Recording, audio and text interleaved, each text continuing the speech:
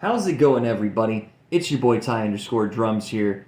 And I gotta be honest, man, that was one hell of a game that was just played.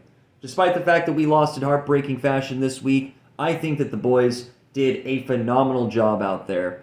The Raiders proved that we can have a functioning offense that can keep up with other teams' offensive pushes. And I am just blown away by some of our guys' performance out there. We had season high days for multiple people today, and honestly, despite the fact we lost, we should look at this as a step in the right direction and almost as a win, because by God, the way that some of us played out there, it was truly a win. But anyways, let's go ahead and get right into this. Our offense looked great out there today. In a day where we needed to have a good offensive production, Brock Bowers stepped up and showed out. After returning from injury, 3 touchdowns, 12 catches, 127 yards, season high performance for this man, and it is much needed. I mean, gosh, I wish we could get these numbers from Brock every week, because that is how good of a player he is capable of being. I mean, seriously, you couldn't tell from this season much, but if you look at the previous season and his college stuff, Brock Bowers is a fucking animal. And he showcased that today. That first touchdown, that one-handed grab, so good. And coming in those crucial moments to, put the Raiders into, either taking the lead position or just getting, basically taking the lead back. I'm very proud of that. I'm very happy as a Raiders fan to see him do good. And another player I'm very happy to see do good is none other than Geno Smith. Geno Smith had his redemption game today. He had this game to try and prove the haters wrong or just do something good, and he did more than that. 4 touchdowns on the day, almost 300 total yards of offense from this man. Truly a great job from Geno. We got to give him credit for this one, folks. Because also, we talk about the gap here of how many touchdowns versus interceptions Geno has. The gap is officially closed for the next 3 days until Thursday Night Football. We'll probably throw an interception. But 11 touchdowns, 11 interceptions. Still the most interceptions this year in the season by any quarterback, but this is still improvement. And when you look at Geno Smith's stats, there's only been one season in his entire career where he's had more touchdowns than interceptions thrown, and that was his rookie year in 2013. So to see him at the middle of the season where he's playing every single game, starting every single game, and going 11 for 11, it's bad and it's still good at the same time to me. If we can turn this into more positive momentum, then we could see a big turnaround here, potentially. And, with AOC coming back into the fray, we could also feel comfortable, okay, well, we could always put AOC in the future. This is what we're kind of looking for, though, from Geno. A game where we don't have to think about the backup because the current starter is doing good. So I give huge props to Geno on his performance today. Also, gotta give props to Raheem Mostert with not one, but 2 50-plus yard kick returns today. I love seeing this guy do good. It is amazing, and I feel like he is explosive on whether he's doing the running back, whether he's catching passes, whether he's kicking, returning the kick. It doesn't matter. Just utilize this guy. He is so good, and this is why right here, folks. This is why right here. And some of you guys might be like, well, it didn't matter because you didn't win.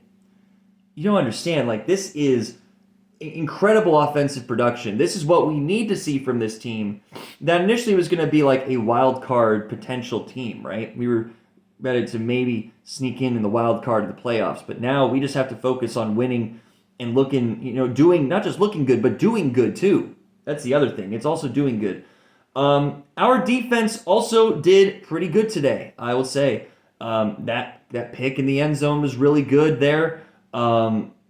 Also, we had some good sacks on Trevor Lawrence today. Overall, great pass rush from our defense. However, the Jaguars started to exploit our flaws with containing the run game.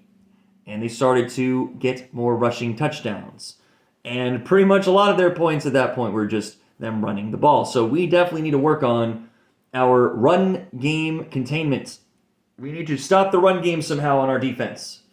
So it's interesting how I'm usually praising the defense and critiquing the offense, but in today's video, we are critiquing the defense and praising the offense. It's crazy how it works now. I mean, it literally is opposite day out here. But overall, though, there's definitely a few factors where we could have won the game but didn't. I think the biggest one was honestly the missed field goal or extra point attempt from Carlson. Because if he would have made that kick and we went all the way to the end of overtime, we wouldn't have needed to go for two. We would have just kicked an extra point and won the game.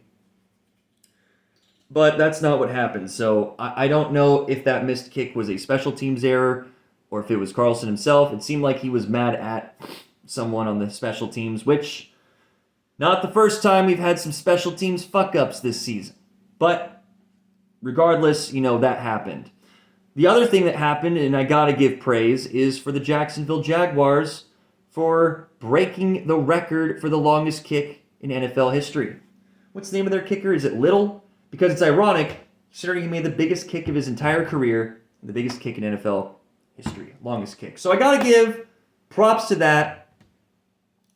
Cheers to that for, it sucks that, it happened to us, but we're a part of history, so cheers to history.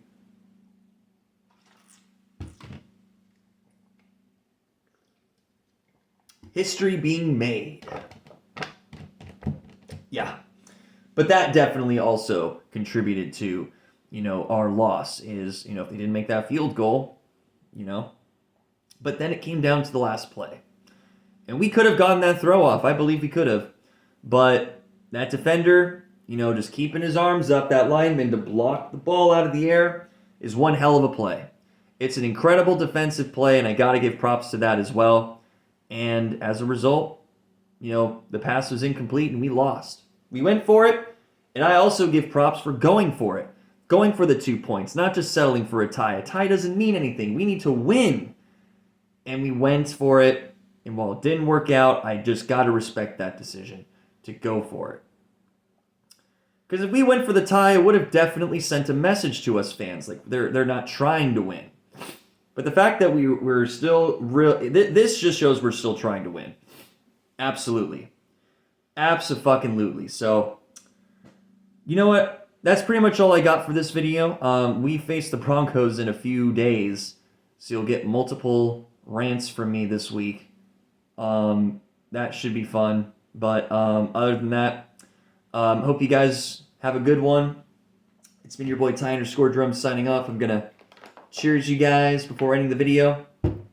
Take care, and I'll see you next time.